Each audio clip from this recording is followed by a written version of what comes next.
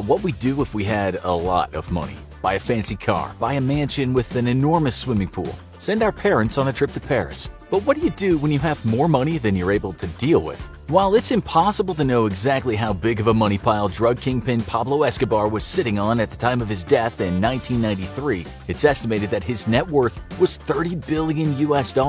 That's $59 billion in today's money. In 1976, Escobar helped to found the Medellin cartel in his native country of Colombia. The cartel's primary business was exporting cocaine and other illegal drugs. Escobar's fortunes grew quickly, especially as he began to eliminate rivals and expand operations. He was innovative in finding new methods for drug smuggling and willing to take risks that other bosses wouldn't. One of his more unique smuggling methods was hiding cocaine in airplane tires. Depending on how much product pilots flew, they could earn as much as $500,000 per day. By his late 20s, Escobar had assumed sole control of the Medellin cartel. From the mid-1980s through the early 1990s, the cartel was incredibly successful. At its height, it pulled in an estimated $420 million a week, or nearly $22 billion a year. Some 80% of the cocaine business worldwide was facilitated by the Medellin. Escobar especially monopolized cocaine smuggling to the U.S. At one point, he was moving 15 tons of cocaine into the U.S. every day. Or of the Americans doing cocaine, 4 out of 5 were scoring it, courtesy of the Medellin smuggling operation. Despite his money being gained through illegal means, Escobar was featured on the Forbes list of international billionaires for 7 years straight, from 1987 to 1993. In 1989, he was listed as the 7th richest man in the world. As you can imagine, Escobar had a crazy, lavish lifestyle. He partied hard and owned countless luxury cars, as well as 15 planes, 6 helicopters, and several boats. That's in addition to the fleet of vehicles and submarines he bought for drug smuggling. Yeah, you heard us right, 2 submarines. He also specifically bought a Learjet for flying cash around. Escobar purchased a professional soccer team and dozens of luxury houses in Colombia and throughout the world. His main home was a 7,000-acre estate known as Hacienda Nápoles, named after Naples, Italy, in the jungle just a few hours from Medellin. Reportedly, Hacienda Nápoles cost around $63 million. The immense main house, built in the style of a Spanish colonial mansion, had every luxury a guest could wish for. There was also a separate opulent party house. The sprawling estate had swimming pools, an airstrip, stables filled with expensive horses, a soccer field, tennis courts, a go-kart course, a bullfighting arena, artificial lakes, a vintage car collection, and life-size dinosaur sculptures, reportedly made from genuine prehistoric bones. Last but not least, Hacienda Nápoles had a private zoo filled with some 200 animals, including zebras, hippopotamus, giraffes, elephants, and lions. Many of the animals were smuggled into Colombia aboard Escobar's drug planes. To top it off, the entry road leading to the Hacienda Nápoles estate had an arch adorned with the replica of a single-engine Piper Cub airplane that had carried Escobar's first load of coke to the United States. Among the several properties Escobar owned in Florida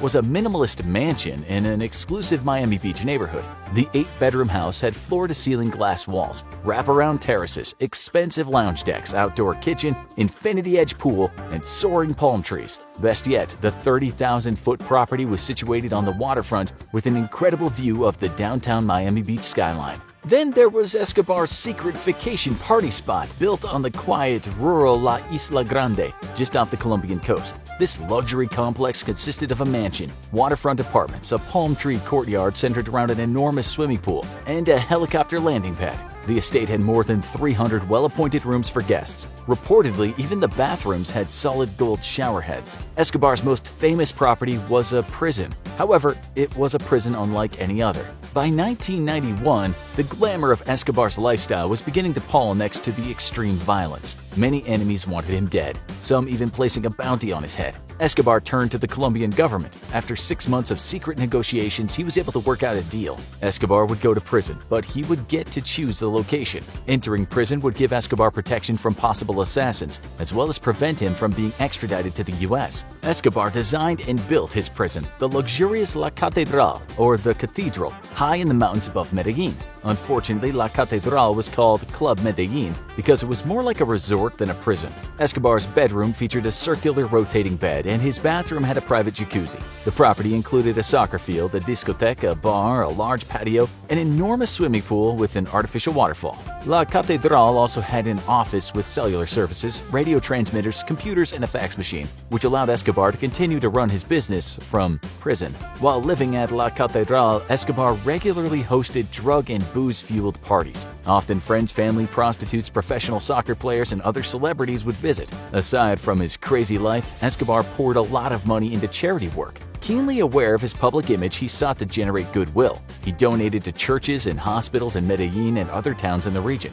He built soccer fields, parks, and paved roads. He established food programs and also created a reforestation program. Escobar even built a new neighborhood, Barrio Escobar, from scratch in Medellin, with 1,000 homes for families who previously lived in the slums. Cynics view this act as Escobar buying public loyalty and building a place where he could hide drugs, guns, and money. According to some locals, Escobar would occasionally show up in the town square to hand out money. He also once dressed as Santa Claus and handed out presents to children. His charitable acts earned Escobar the nickname of Robin Hood. He even got himself elected to Colombia's Congress in 1982 per his public service reputation. At this time, the authorities were just beginning to grasp the scope of his criminal enterprises, and the public wasn't yet aware. The Minister of Justice condemned Escobar and got him removed from the position. Later, Escobar retaliated by having the minister killed. Allegedly, in the late 1980s, Escobar offered to pay off his country's national debt of $10 billion if he would be exempt from any extradition treaty. Colombia declined the offer. Despite his lavish lifestyle, extravagant purchases, and charitable donations, Escobar simply wasted a lot of money. Yes, wasted. It was definitely a case of mo money, mo problems. Many months, Escobar took in so much money he couldn't launder it fast enough. The Colombian banks refused to touch his dirty cash, so he stashed some in Swiss accounts. At this time, he was spending $2,500 on rubber bands for his cash each month. Piles of cash simply sat around in warehouses. Escobar was losing 10% or $2.1 billion due to stored paper money being shredded by rats or destroyed by the elements. Escobar started hiding money all over the place. He dug holes and buried piles of shrink-wrapped cash in Colombian farming fields, caves, and also stashed money in the walls of cartel members' homes. Often, after having his hitmen hide money on his behalf, Escobar would kill them. That way, nobody else knew where the money was buried. In 1992, after he murdered some rivals and buried them on the grounds of La Catedral, the Colombian government decided to move Escobar to a real prison. Catching wind of the plan, Escobar and his family went on the run, alternating between various safe houses. On a cold winter's night, while the family was living in a hideout in the Medellin mountainside, Escobar's daughter Manuela became hypothermic. Escobar reportedly burned $2 million in order to keep her warm. The Medellin cartel began to crumble under the pressure from authorities and rival gangs. Eventually, the law caught up with Escobar, and he was gunned down during a shootout with Colombian National Police in December of '93. Most of Escobar's immediate family continued to hide, worried about rival gangs, including the Los Pepes and the Cali cartel. At first, the Escobar family was able to buy out an entire floor of a hotel and have guards protecting them around the clock. But this soon proved to be too expensive, especially with no new money coming in. Eventually, a lot of the Escobar family moved to Argentina, where due to limited funds they lived an ordinary middle-class lifestyle. After Escobar's death, Los Pepes and the Cali cartel were able to steal some of Escobar's property. They also forced Escobar's family to sign over liquid assets. Meanwhile, the Colombian government was able to recover several of Escobar's cash stashes, especially when authorities rounded up members of the Medellin cartel who spilled the beans for some locations. The Colombian government seized Hacienda Nápoles, La Catedral, the vacation mansion on La Isla Grande, and several other Escobar properties. The majority of the animals at Hacienda Nápoles were transferred to regular zoos, but due to the cost and trouble of moving them, 4 hippopotamuses were left behind in one of the lakes. The government then ignored the property for many years. Treasure hunters, fueled by rumors of riches hidden on the property, tore down some walls of the main house. In 2007, the government transformed Hacienda Nápoles into a theme park featuring life-size dinosaur models, family-friendly hotels, and a water park. Escobar's hippos have multiplied, and there are currently upwards of 60. While they are a popular tourist attraction, they're upsetting the local ecosystem and have damaged nearby farms. Authorities are attempting to control the population. La Catedral also laid vacant for many years, and eventually residents of the region scavenged it, stripping bathtubs, pipes, tiles, and roof materials. Fortune hunters destroyed walls and dug up the grounds. No money was ever found. The property has since been rehabilitated by Benedictine monks who've turned it into an old folks' home. The mansion on La Isla Grande is being reclaimed by nature. It's a destination for adventurous travelers who want Instagram bragging rights. To get there requires a boat ride to the island and several hours trek through the jungle.